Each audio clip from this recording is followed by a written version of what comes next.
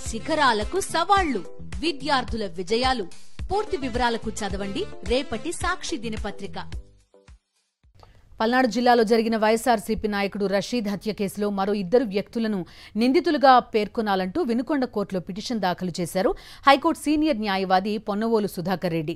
రషీద్ హత్య వెనుక తెలుగుదేశం పార్టీ రాష్ట్ర అధికార కార్యదర్శి షమీం ఖాన్, వినుకొండ పట్టణ టీడీపీ అధ్యక్షుడు అయూబ్ ఖాన్లు ఉన్నారని హతుడి తల్లిదండ్రులు పలుమార్లు ఫిర్యాదు చేసినా పోలీసులు పట్టించుకోవట్లేదన్నారు. దీంతో షమీం, అయూబ్ ఖాన్లను కేసులో నిందితులుగా చేర్చాలని కోర్టులో పిటిషన్ దాఖలు చేసినట్టు తెలిపారు.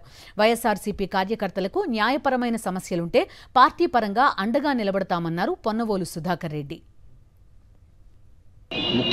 ముఖ్యమైనటువంటి ఈ మర్డర్కి వెనకుండి నడిపించినటువంటి వ్యక్తులిద్దరిని పోలీసు వారు సాక్ష్యాలన్నీ చెప్పినా కూడా పోలీసు వారు వారిని ముద్దాయిలుగా చేయనటువంటి పరిస్థితుల్లో ఇది అన్యాయము, ఇది ఇది ఇది సక్రమం కాదు, న్యాయబద్ధం కాదు, న్యాయ సమ్మతం కాదు అనే ఉద్దేశంతో వారిని ముద్దాయిలు చేసి ఇద్దరిని ఈరోజు కోర్టులో పిటిషన్ వేయడం జరిగింది.